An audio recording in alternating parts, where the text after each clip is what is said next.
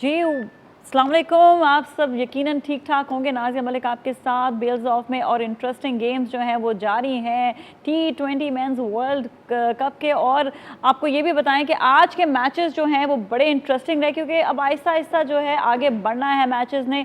और बहुत interesting match रहा। 2 मैचेस हुए, दोनों ही इंटरेस्टिंग हुए, श्रीलंका का और नीदरलैंड्स का भी, और साथ में आज हुआ यूएई और नामीबिया का। क्योंकि आज कुछ फैसले होने थे जिसके ऊपर ये मैचेस जो थे वो बहुत ज़्यादा इन्हिसार कर रहे थे, तो आज ये पता चला कि कौन कौन जो है वो आगे टीम्स में मज़ीद गया है। हमारे साथ जो आज के एक्सपर्ट्स हैं मैं उनका भी तारुफ करवाऊंगी। शोएब मोहम्मद साहब किसी तारुफ के मोहताज नहीं हैं, और आज हमारे साथ ही अपने एक्सपर्टीज़ जो हैं वो मज़ीद बताएंगे कि किस तरह से आज के मैचेस जो हैं वो खेले गए और क्या नेक्स्ट क्या होने वाला है। और हमारे साथ आसिफ खान भी मौजूद हैं जो एंकर पर्सन भी हैं, और साथ आज अपनी एक्सपर्टीज़ भी बताएंगे। तो शोएब साहब, इंटरेस्टिंग मैचेस, बहुत लोग कहते हैं कि ये वाले मैचेस जो हम इतने वो शौक से आगे नहीं इतना देख रहे होते, आगे मैचेस जो आएंगे, पर आई थिंक तो जो ये वाली टीम्स हैं इनको आगे बढ़ने के लिए, कल हम श्रीलंका की बात कर रहे थे तो श्रीलंका जीत गया और आगे वो आ गया। नेचुरली एक वर्ल्ड कप विनर है 96 से लेके, उन्होंने जो इम्पैक्ट डाला, और उससे इनफैक्ट एक सीरीज़ पहले एक साल जब पाकिस्तान से वो जब जीते हैं यहाँ पाकिस्तान में आके टेस्ट सीरीज़, तो उसके बाद से they looked a different bunch of players all together. उनके अंदर जो सेल्फ बिलीव कॉन्फिडेंस जो होता है, जो ज़रूरी होता है प्लेयरों में एंड येट टीम में भी जो होना बहुत ज़रूरी होता है, वो उनके अंदर इन्फ्यूज़ किया गया। बेताशा उन्होंने मेहनत की उसके लिए, and they were the winner for 1996 world cup. वहाँ से दे नेवर लुक बैक, और उनके पास फिर सुपरस्टार्स के ऊपर सुपरस्टार आते चले गए, और जिसके अंदर अरविंदर डिसिल्वा से लेके उससे पहले राणा टूंगा वगैरह भी साथ साथ उनके थे। तो और फिर उसके बाद आए संगकारा और जयवर्धने, मुरलीधरन, मलिंगा। तो बात यह है कि अब वो सुपरस्टार स्टेटस के, वो स्टैचर के वो प्लेयर्स अब नज़र नहीं आ रहे उनकी टीम के अंदर एज सच, और जिसकी वजह से उनका जो ग्राफ है ऑफ विनिंग स्ट्रीक जो एवरी नाउ एंड देन 1999 के वर्ल्ड कप के अंदर भी वो फाइनल में नज़र आए, जो T20 जब हम वहाँ जीते लॉर्ड्स पे। तो बात यही है कि एक फेज़ आता है हर टीम के साथ, तो वो उनके पास अब जाके जब से संगकारा, जयवर्धना वगैरह जब चले गए, तो फिर ये उसको उनको डेंट पड़ा। और खैर एनीवेज अब ये है कि अब उनके पास कुछ, इसलिए कि स्ट्रक्चर उनका अच्छा है, कुछ एक दो प्लेयर्स ऊपर आ जाते हैं और ग्राफ उनका कभी जीतते हैं कभी हारते हैं। जैसे पाकिस्तान को भी उन्होंने हराने में उनको कामयाबी कुछ अर्सा पहले ही मिली।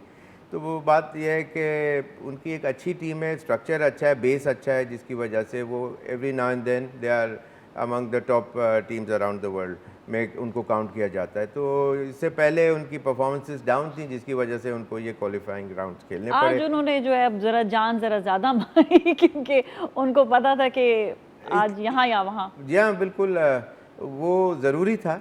और जो बास टीमें ये होता है कि वो इवॉल्व करती हैं ऊपर, जितना बड़ा मैच होता है, जितना बड़ा सेटअप होता है, प्लेटफॉर्म होता है, उस टाइम के ऊपर वो टीमें अपने ऊपर वो लेती हैं, बर्डन लेती हैं, प्रेशर लेती हैं, और फिर they play as a unit.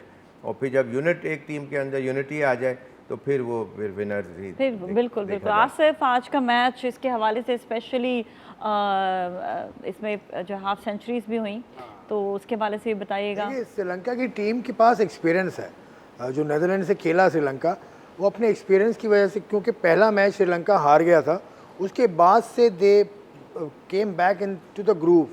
और जो ऑस्ट्रेलिया के ग्राउंड्स हैं वो थोड़े बड़े हैं, उन पे खेलने का इनको एक्सपीरियंस है नीदरलैंड्स के ज़्यादा। फिर इनकी स्पिन बॉलिंग, हसरंगा बहुत अच्छे बॉलर हैं, और भी बड़े इनके बैट्समैन, बड़े अच्छे बैट्समैन हैं। तो श्रीलंका एक्सपीरियंस बहुत ज़्यादा है। 96 वर्ल्ड कप जीते, उसके अलावा भी एशिया कप जीते अभी पिछले महीने। तो श्रीलंका की टीम बहुत अच्छी है। और इनका जो स्ट्रक्चर की बात करें ना, स्ट्रक्चर इनका है स्कूल क्रिकेट पे बहुत ज़्यादा एम्फोसाइज करते हैं, और वहाँ से फिर लड़के इनके ऊपर आते हैं। तो श्रीलंका जिस तरह का मिजाज है इन लोगों का, श्रीलंका में मैं रहा भी हूँ, तो मिजाज ही बहुत अच्छा है, बहुत फ्रेंडली हैं। तो एक के बाद एक प्लेयर आता जा रहा है। अभी आप देखें ना, अगर वो जो अभी संगाकारा के बाद ठीक है, प्लेयर्स बस आए अभी थे। हम इस पे बात करेंगे क्योंकि हमें ब्रेक की जानिब जाने, ब्रेक के बाद हम ये भी बात करेंगे कि नीदरलैंड्स जो है वो भी क्वालिफाई कर गए हैं और आगे उनके लिए भी क्या देखा जाता है। इसके साथ साथ श्रीलंका जो है वो क्यों जो है अब स्टार्स नहीं बना पाई, तो इस पर बात करते हैं लेकिन ब्रेक के बाद।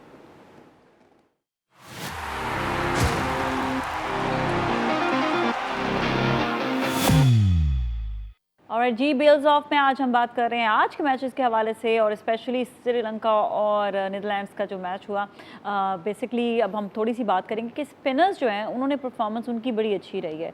तो शेफ साहब, ये हम देख रहे हैं कि स्पिनर्स जो हैं, जिस तरह एक वक्त होता था कि हम देखते थे कि ऑस्ट्रेलिया में फास्ट बॉलिंग बहुत ज़्यादा, हमने कल भी डिस्कस किया था, लेकिन आज तो ये प्रैक्टिकली भी देखने में आया कि स्पिनर्स ने कमाल किया आज।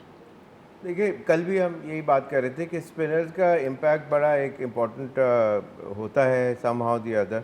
जैसे कि जैसे राइट आर्म लेग स्पिनर्स ज़्यादातर टीमों में, तो उनके पास जो वेपनरी उनकी होती है, ऑड बॉल जो है गुगली, वो इंसान जब डिफरेंट कोई शॉट मारने जाता है और एक्सपेक्ट कुछ कर रहा होता है, गेंद कुछ और होती है, तो उसमें ये अगर अच्छा बैट्समैन है तो उसको कवर कर लेता है, और जब नहीं समझ आती तो फिर वो अगेंस्ट चांस होता है कि आउट होने का, इसलिए कि वहाँ विल एंड डिज़ायर पे शॉट नहीं लगता और गेंद कुछ और होता है। तो इस तरह से ऑफ स्पिनर्स के भी फास्टर वन, फ्लाइट रेट, या मतलब जो टॉप स्पिन, मतलब वैरायटी ऑफ जो बॉल्स होती हैं एक स्पिनर के हाथ में, तो वो उससे बैट्समैन को गलती कराने पे वो करता है, और बैट्समैन उसके ऊपर ज़्यादा ऊपर चढ़ाई करने चाहते हैं कि भाई इस पर मैं ज़्यादा से ज़्यादा स्कोर कर लूँ, इसलिए कि एक स्लो डिलीवरी आ रही है और उसको फोर्स से चौका छक्का आसानी से लग जाएगा। अब बेसिकली टी20 में जल्दी जल्दी खेलने का भी सीन होता है थोड़ा सा। ज़्यादा फास्ट स्कोरिंग पेस के ऊपर जो शॉट्स खेलने जाते हैं तो उसमें आउट भी होते चले जाते हैं। अगर जिस तरह फास्ट बॉलर्स के ऊपर थोड़ा सा कॉशियसली होकर ज़्यादा बैट्समैन खेलते हैं, पेस ऑफ द बॉल को यूज़ करते हैं, इस तरह फास्ट स्पिनर्स के ऊपर ज़्यादा बड़ी हिट मारने की कोशिश की जाती है, जहाँ वो एयरबॉर्न शॉट्स होते हैं ज़्यादातर, इसलिए कि स्पिनर को नीचे खेलेंगे तो फिर कोई ना कोई जो पीछे वाला जो फील्डर है वो उसको कवर अप कर जाएगा भाग के, अगर शॉट इतना पावरफुल नहीं हुआ तो इस वजह से वो हवा में शॉट खेलने पड़ते हैं। तो उसमें अगर वहाँ एग्जैक्टली जहाँ एम किया होता है वहाँ नहीं जाती तो फिर हाथों में चली जाती है। तो इस वजह से भी एक ये भी रीज़न है। Of course there are so many other elements, लेकिन ये कि वो स्पिनर्स, और दुनिया में इसके ऊपर बहुत वर्क किया गया है। जैसे जो बॉल डिसेप्टिव जो बॉल है, जैसे मुजीब वहाँ अफगानिस्तान के हैं और दूसरे भी जो बॉलर्स हैं, डिसेप्शन के ऊपर बैट्समैन थोड़ा सा बैफल हो जाते हैं और वो गलती करते हैं, और फिर इसीलिए उनका रन रेट जो आप देखें इन बॉलर्स का, जो अच्छे बॉलर्स हैं स्पिनर्स, उनके वो बहुत कम मार पड़ती है, बहुत कम उनका रन रेट उनके ओवर्स में लिया होता है बैट्समैनों ने। तो ये बहुत अच्छी चीज़ है, गुड साइन, और यही शायद इसकी ब्यूटी है। बिल्कुल बिल्कुल। और आज कुसाव को जो है वो मिला मैन ऑफ द मैच भी, उन्होंने हाफ सेंचुरी की, बट सेम एज नीदरलैंड्स ने भी जो है वो वहाँ पर भी एक हाफ सेंचुरी। गेम दोनों ने अच्छा खेला और दोनों ही क्वालिफाई कर गए हैं, लेकिन नमीबिया का ये सीन है कि नमीबिया जीतते जीतते हार गया। नमीबिया का मुझे अफसोस है, क्योंकि नमीबिया की टीम एक है जो कि उठ रही है अभी, और यूएई की टीम खेल तो रही है 80s से, लेकिन उनमें कंसिस्टेंसी नहीं है। उनकी कोचिंग भी उनको अच्छी मिली है। कबीर खान ने, मुझे याद है, कोच रह चुके हैं, और उसके अलावा आकिब जावेद भी इनको कोच कर चुके हैं। अभी शायद रॉबिन सिंह हैं या कोई और हैं, लेकिन क्वालिफाइड कोचेज इनको मिले हैं, सहूलतें इनके पास कम नहीं हैं, उसके बावजूद भी ये टीम परफॉर्मेंस नहीं दे सकी। एक प्लेयर इनका आया था, अमजद जावेद, जो कैप्टन थे इनके, वो बहुत अच्छा खेले, ऑलराउंडर थे वो, तो वो टीम में परफॉर्मेंस ऐसी नहीं है कि कंसिस्टेंट उनको कहा जाए। या शायद वो जो रीजन है यूएई का, सऊदी अरेबिया का, या जो अरब का रीजन है, वहाँ पर शायद क्रिकेट गर्मी ज़्यादा है, शायद इंडोर क्रिकेट चल जाए, शायद मैं समझता हूँ, क्योंकि सऊदी अरब में भी क्रिकेट होती है, वहाँ पर भी कबीर खान कोच हैं उनके भी, लेकिन वहाँ पर भी फुटबॉल का क्रेज़ ज़्यादा है। तो शायद ये मौसम की वजह से होता है, मैं कंफर्म नहीं है, लेकिन कंसिस्टेंसी इनमें आनी चाहिए थी। आज का मैच जीत के इन्होंने टेबल को ख़राब, मतलब टेबल को थोड़ा सा डिस्टर्ब कर दिया, वरना नमीबिया आ जाता नबीबा का रन रेट भी प्लस था। इस मैच से पहले 1.27 which is the highest run rate. Exactly, इन सब में नमीबिया टॉप पे आ जाता तो पूरा टेबल इन्होंने बिगाड़ दिया। कंप्लीटली एक नई टीम और एक मतलब बड़ा अच्छा इनका जो परफॉर्मेंस रही, एक्सपेक्टेशंस यही थी कि जीतेगा नमीबिया ही, मतलब यही सोच रहे थे सब। उसमें ये है कि इनके जो डेविड वीज़ा जो यहाँ पर पाकिस्तान में पीएसएल के अंदर सुपरस्टार की हैसियत रखते हैं और वो प्लेयर भी बहुत अच्छे हैं, इसमें कोई शक नहीं। पूरा allrounder, complete allrounder rather, batting bowling fielding में भी बहुत ज़बरदस्त उनका डिस्प्ले नज़र आता रहा है हमेशा। तो वो ही बैटिंग कर रहे थे, 53 शायद उन्होंने स्कोर किया था और लास्ट 3 बॉलों पहले उन्होंने एक छक्का मारने की कोशिश की और बाउंड्री के ऊपर वो कैच आउट हुए, जिसकी वजह से अगर वो छक्का हो जाता तो फिर आखिरी 2 बॉलों पे तो it was just hit and miss वाली बात है। लास्ट मोमेंट्स के ऊपर उनकी वो बाउंड्री क्लियर नहीं हुई, वरना he is a big hitter of the ball. और लेकिन आप ये भी देखें कि यूएई की टीम के साथ जो मैचेस जो हैं उनकी टीम के प्लेयरों को पाकिस्तान में जैसे डेडिकेटेड डिपार्टमेंट्स होते हैं या वो प्लेयर पूरा थ्रू आउट द ईयर उनको एक ही चीज़ माइंडसेट होता है जो कि क्रिकेट खेलना है। वहाँ अगर क्रिकेट नहीं खेल रहे तो फिर अपने जॉब पे भी जाना है, काम भी करना है, तो उस तरह से 24/7 उनको सिर्फ स्पोर्ट्स के ऊपर उनका माइंडसेट नहीं लगा रहता या फिटनेस लेवल के ऊपर certain timing of the day के ऊपर ही अलाउ होता है जब नेचुरली प्रैक्टिस इंसान करता है। तो वो चीज़ें अभी थोड़ा सा उस कंट्री के अंदर उनको इतना एडवांटेज या लीवरेज नहीं है जो एज सच एज पाकिस्तान और सम अदर कंट्रीज़ को एडवांटेजेस हैं। तो फिर भी उनको क्रेडिट देना पड़ेगा कि although they had been in the circuit for last so many years, लेकिन yet all said and done वो अच्छा जितना कर सकते थे इतने टाइम पीरियड में, नमीबिया कम टाइम में इरप्ट हुई है, ऊपर आई है, सरफेस हुई। लेकिन यूएई की टीम जो है वो इतना अरसे से खेल रही है लेकिन उसके बावजूद no way to be seen really. लेकिन ये परफॉर्मेंस उनकी बहुत अच्छी है और of course this would definitely help them. I think Namibia जो है ना वो बहुत हल्का ले रहा था यूएई को कि चलो यार जीत जाएंगे मैच, इसमें तो ऐसे कोई मसला ही नहीं है।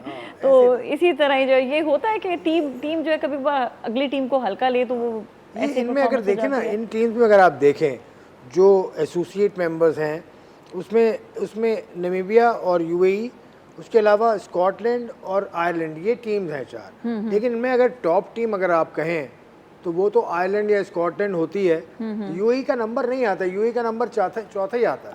मैं यही कह रहा हूँ कि यूएई को जहाँ तक मुझे याद पड़ता है अर्ली 80s से यूएई खेल रहा है और सहूलतों की कमी तो है ही नहीं वहाँ पर। उसके बावजूद ये क्रिकेट में एक्सेल नहीं कर पा रहे हैं। इसका एक रीज़न तो नौकरी, और एक रीज़न ये कि वहाँ के लोकल प्लेयर्स नहीं खेलते।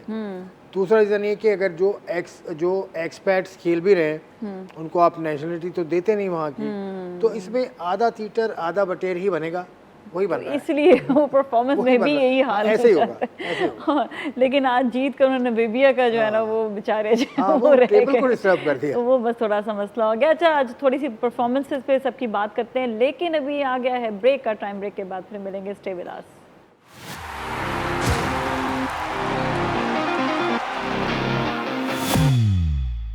जी वेलकम बैक। और बेल्स ऑफ में आज हम बात कर रहे हैं आज के मैचेस के हवाले से भी, जो मैचेस हुए हैं आज, और अब हम थोड़ी सी बात करेंगे कल जो मैचेस होने वाले हैं, और वो है ग्रुप बी। अब ग्रुप बी जो है वो सारा बिल्कुल बैलेंस और इक्वल ही चल रहा है। तो शुएब सर, ये जो बैलेंस और इक्वल है, अब ये कल ही पता चलेगा कि कौन सी टीम जो है वो आगे जाएगी और क्वालिफाई कर सकेगी। नेचुरली अभी पॉइंट्स भी सिमिलर हैं और टीमें ऑफ कोर्स इसके अंदर वेस्ट इंडीज़ भी है और अच्छी टीमें भी हैं, तो they would want to win, all the teams would want to win. अच्छा, आप क्या एक्सपेक्ट करें कौन जीत सकता है? नहीं, वेस्ट इंडीज़ की टीम ऑफ कोर्स एक अच्छी टीम है, नाम है, तो वो अपने पोटेंशियल पे कहीं तो उतरेंगे ना। तो ऑफ कोर्स वेस्ट इंडीज़ को ऐसा नहीं है, वॉक ओवर तो नहीं होता कोई भी आजकल की क्रिकेट में, लेकिन ये एक अच्छी टीम है और वो जीतने के चांसेस ज़्यादा उनके हैं। और ओवरऑल जो है इट वुड बी गुड, ये सबसे समझ लें इनके लिए तो यही फाइनल यही फाइनल होगा। कल बहुत इम्पोर्टेंट डे है फॉर ऑल दीज टीम्स, इन सब के लिए। जी जी हाँ, आसिफ आप क्या इस ग्रुप कहेंगे? की। इस ग्रुप के लिए हाँ। देखिए टीम्स जो है ना, मुझे जो लग रहा है स्कॉटलैंड और आयरलैंड, ये दोनों टीम्स ऐसी हैं जो वर्ल्ड कप खेल चुकी हैं। आयरलैंड की टीम तो ऐसी है जो पाकिस्तान को हरा भी चुकी है। आसिफ भाई एक second, sorry to cut in between, इसमें ये भी तो है ना कि वो ब्रायन ब्रदर्स हाँ, और हाँ, वो हाँ, सारे हाँ, जो ठीक है, सुपर ठीक स्टार है, उनकी ठीक है। टीम के जो थे, हाँ। जो every now and then performance देते थे और उनकी टीम को ऊपर लेके आए। ठीक है, बिल्कुल ठीक है। ये बस एक अब देखिए हाँ, ये अब बात वो- ठीक है। अब यहाँ पर जो पिचेस का फ़र्क है, जो स्कॉटलैंड और आयरलैंड में जो पिचेस होती हैं, ये बिल्कुल उससे डिफरेंट है। अच्छा तो ये किसी वक्त भी क्रम्बल कर सकते हैं।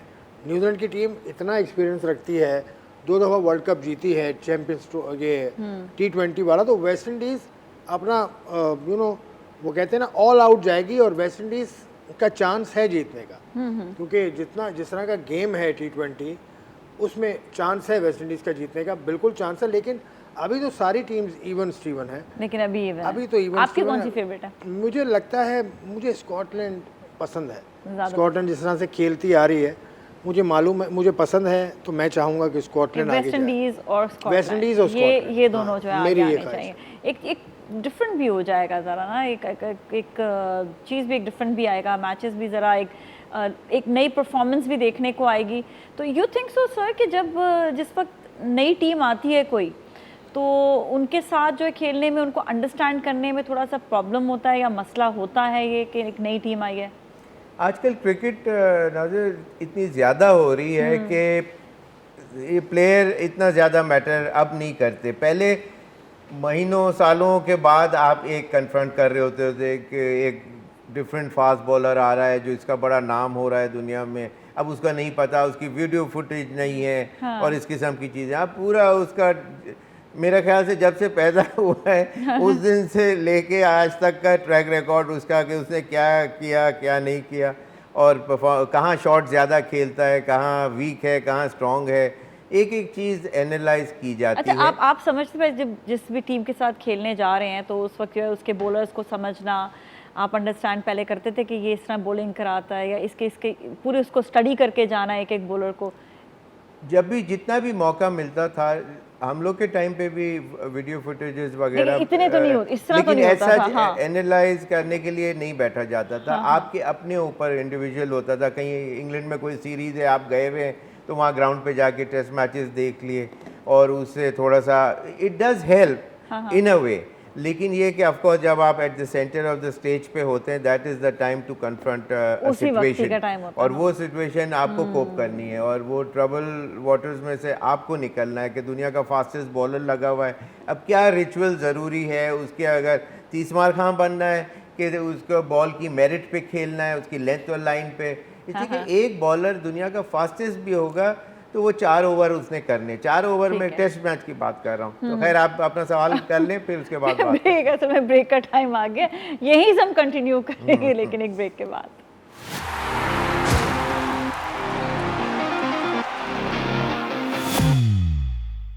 और जी वेलकम बैक बेल्स ऑफ में। और कल जो मैचेस होने वाले हैं आयरलैंड और वेस्ट इंडीज़ का, और साथ ही होने वाला है स्कॉटलैंड और जिम्बाब्वे का, बड़े इंपॉर्टेंट दोनों मैचेस होंगे। और इसमें फिर जो टीम क्वालिफाई करेगी वो आगे खेल सकेगी, एक ग्रुप 1 में जाएगी, एक ग्रुप 2 में जाएगी। और अब हम मज़ीद बात करते हैं, हमारे साथ शोएब मोहम्मद साहब भी मौजूद हैं और साथ ही आसिफ खान भी हैं। और अब हम बात करेंगे कि आगे के मैचेस जो हैं वो मज़ीद इंटरेस्टिंग हो जाएंगे, और वो है 22 को ऑस्ट्रेलिया न्यूजीलैंड का है, और इंग्लैंड और अफगानिस्तान का। तो ये भी थोड़ा शब साहब थोड़े इंटरेस्टिंग मैचेस हैं जो आगे मज़ीद अब देखने को मिलेंगे। एक सिमिलर तरीके से खेलते हैं दोनों टीमें, ऑस्ट्रेलिया न्यूजीलैंड, एक दोनों अच्छी टीम है, और बड़ा बहुत ही interesting match from the word go देखने में आएगा। ऑल्दो के इंग्लैंड और अफगानिस्तान का, जैसे आपने बताया, इंग्लैंड फार सुपीरियर टीम है, लेकिन जो मैं स्पेकुलेशन है मेरी, और एक अस्यूम कर रहा हूँ कि मे बी शायद अफगानिस्तान कोई ना कोई एक बड़ी टीम को इस दफ़ा हराएगा। अब वो कौन सी टीम अगर सरप्राइज करेगा आती, किसी को। सरप्राइज एक ना एक मुझे ऐसी फीलिंग है, गट इंस्टिंक्ट है कि शायद ये इस दफ़ा कोई एक टीम को, बड़ी टीम को हरा दें। तो हो सकता है it could be the first game also. But anyways all said and done, बात ये है कि बड़ा इंटरेस्टिंग ये टूर्नामेंट शुरू होने लगा है और पाकिस्तान का इंडिया का मैच भी, और रोहित शर्मा ने भी आज मुझे पता चला है, अभी प्रोग्राम बहुत स्टार्ट हो रहा था तो कुछ कहा है उन्होंने हमारे स्टेटमेंट के ऊपर, वो भी एक चीज़ है, उसके ऊपर भी डिस्कस होगा इंशाल्लाह काफ़ी, उस पर भी बात करेंगे बिल्कुल। जी हाँ, जी जी जी। उसमें भी बात करेंगे। उसमें असल में रोहित शर्मा का तो स्टेटमेंट मैंने नहीं देखा, लेकिन वो उनके एक जो ऑफिशियल हैं बीसीसीआई के, उन्होंने कहा है कि 2023 के वर्ल्ड कप के हवाले से हम कुछ बातें कर रहे हैं। बड़ा सीरियस, बड़ा मुनासिब स्टेटमेंट उन्होंने दिया है, तो वो बातें तो चल रही हैं। लेकिन अब अगर बात करें इस वर्ल्ड कप के मैचेस की, जो पहला मैच होगा ऑस्ट्रेलिया न्यूजीलैंड का, ऑस्ट्रेलिया न्यूजीलैंड असल में आज राइवल्स हैं, ऑस्ट्रेलिया न्यूजीलैंड साथ साथ ही रहते हैं, तो इनके मैचेस हमेशा बहुत अच्छे होते हैं। और आपको याद होगा 2015 का तो वर्ल्ड कप की फाइनल में भी पहुंची थी न्यूजीलैंड की टीम, तो न्यूजीलैंड की टीम अच्छी है, बैलेंस है। ज़रा सा स्पिन अटैक में मुझे लगता है कि इंग्लैंड के पास, ऑस्ट्रेलिया के पास एज है, जैम्पा है उनके पास, और भी है उनके पास, तो नेक टू नेक ही हैं टीम्स, दोनों अच्छी टीम्स हैं, दोनों उसी रीजन में खेलती हैं, तो मुकाबला अच्छा होगा। बाकी दूसरा अफगानिस्तान की टीम का एक प्लेयर ज़ख्मी भी हुआ है, गुरबाज, अब मुझे मालूम नहीं कि उसका स्टेटस अब क्या है, लेकिन उसके पैर में गेंद लगी थी जब शाहीन शाह अफरीदी ने गेंद उसको मारी थी, उसको यॉर्कर किया था और आउट कर दिया था, तो वो ज़ख्मी है। लेकिन अफगानिस्तान का जो नेचर ऑफ प्ले है, वो किसी भी दिन किसी चीज़ को, किसी टीम को किसी को सरप्राइज कर सकते हैं, इसका मतलब कुछ भी हो सकता है, कुछ भी हो सकता है। और अगर अभी नहीं तो किसी ना किसी गेम में आगे जाकर जरूर। हाँ। अच्छा, उनके अंदर एक ये चीज़ है कि एग्रेशन, पैशन, हाँ।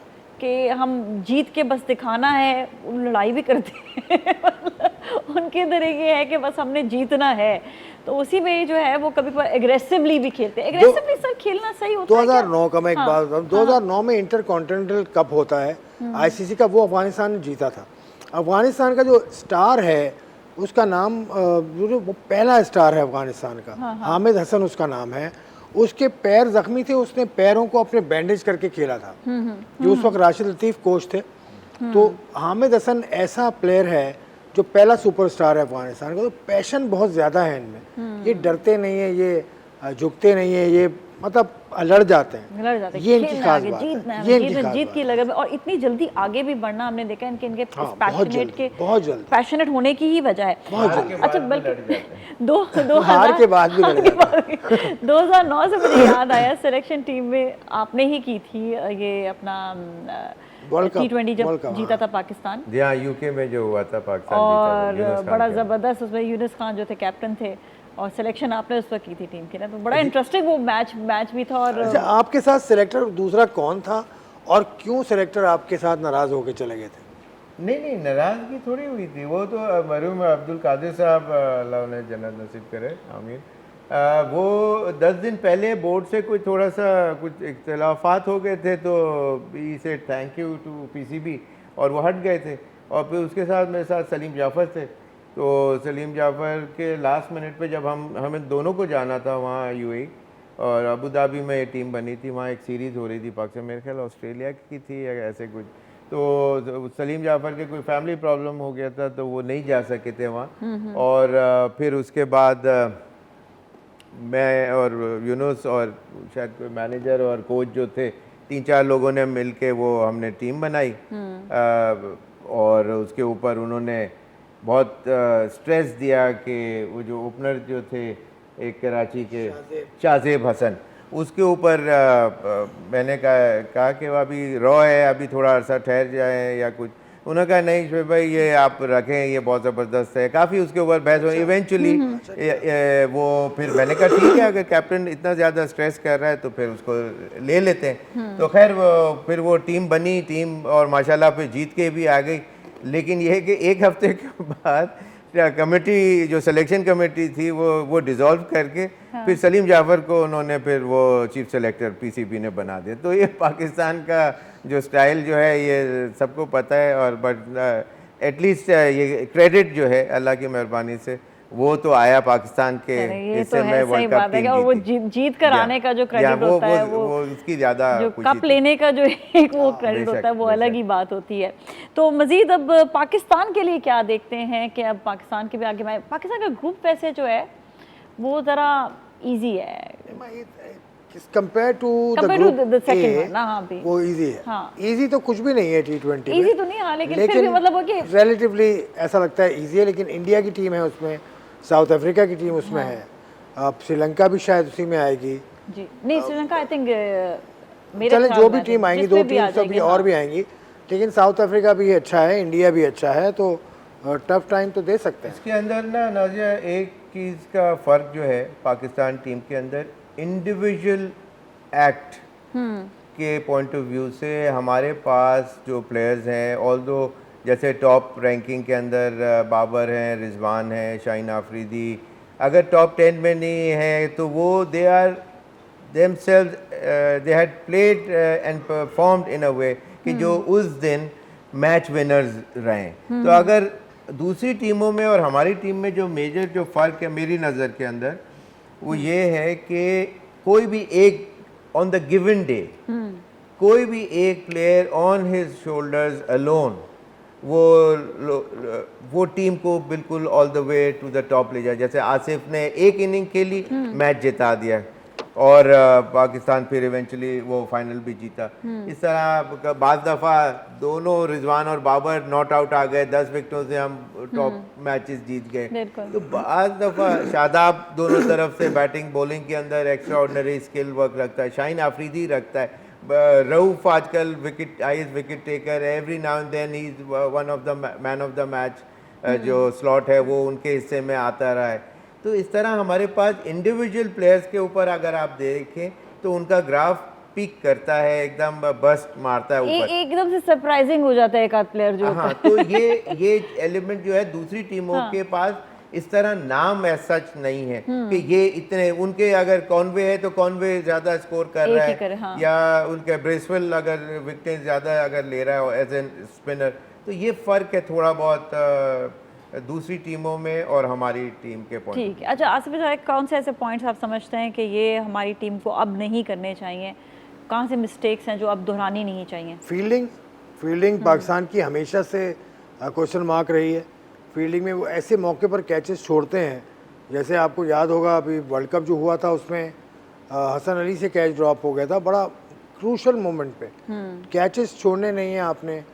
बॉलिंग अगर आपने करनी है तो वो बिल्कुल लाइन और लेंथ पे बॉलिंग करनी है, और बैटिंग में मिडिल ऑर्डर के हवाले से जो बात होती है, मिडिल ऑर्डर को टाइम मिलेगा तो वो परफॉर्म करेगा। रिजवान और बाबर को अगर वो ज़्यादा खेल लेते हैं तो फिर मिडिल ऑर्डर में प्रेशर भी ज़्यादा पड़ जाता है। खैर बात दूसरी, लेकिन फील्डिंग इज पैरामाउंट। फील्डिंग अच्छी करेंगे तो आप अच्छा खेलेंगे। ठीक है सर, क्या ऐसे पॉइंट्स हैं? इसके अंदर देखें दो तीन चीज़ें, ग्राउंड्स बड़े हैं, बाउंड्रीज काफ़ी स्ट्रेच्ड वर्जन की हैं, काफ़ी अरसे से ये जो प्लेयर्स हैं जो दूसरे कंट्री से जाएंगे वहाँ खेलने के लिए, उनको इतने बड़े ग्राउंड की इतनी नोहाव और वो जो बैकयार्ड की जो फील है हाँ। वो नहीं होगी। एक चीज़ उसके अंदर जो coverage of the ground running के अंदर आपको 2-3 रन जो बन रहे हैं उसको 2 में कन्वर्ट करना दूसरे ग्राउंडों पे तो हो जाता है, यहाँ वो चीज़ मुश्किल होगी। इसमें एक्स्ट्रा ऑर्डिनरी जो सिलेक्शन ऑफ प्लेयर्स है सर्टेन एरियाज़ पे, उधर उनके शोल्डर्स अच्छे से होने चाहिए, मोस्ट इम्पॉर्टेंटली एक्यूरेसी उनके पास होनी चाहिए, ज़्यादा हवा में के बजाय फ्लैटर थ्रो, फर्स्ट बाउंस जो है पिच के ऊपर गिरे और वो और ट्रैवल स्किट करके कीपर या बॉलर एंड के ऊपर आए, ये तो फील्डिंग का हो गया। फिर of course fielding while catching के लिए बॉडी स्टेबिलिटी, सर का ज़्यादा हिलना नहीं, ये तमाम चीज़ें जो इम्पोर्टेंस रखती हैं। ये मतलब एज व्यूअर के पॉइंट ऑफ व्यू जो बच्चे देख रहे हैं इस वक्त, उनको ये मैं समझाना चाह रहा हूँ कि ये चीज़ें कितनी इंपॉर्टेंट होती हैं और इस वर्ल्ड कप में भी वो रोल प्ले करेंगी एक्स्ट्रा ऑर्डिनरीली। फिर फर्स्ट 6 ओवर्स का utilisation of maximum number of run rather than they being on 30s within 30s के रेंज के अंदर 6 ओवर के अंदर they have to score much freely. और फिर जो ओवरऑल टोटल है वो इतना तो हो कि कॉम्पिटिटिव हो ताकि हमारे बॉलर्स उसके ऊपर कुछ अच्छे परफॉर्म कर सकें अगर बैटिंग बॉलिंग सेकंड आ रही है तो। ठीक है जी sir, thank you so much. इंशाल्लाह कल फिर आपकी एक्सपर्टीज़ जानेंगे और आपसे मुलाकात होगी, और बेल्स ऑफ यहीं पर ही आज का दिन हम एंड करते हैं, लेकिन कल फिर आपसे मिलेंगे। Keep watching TV1। हैं।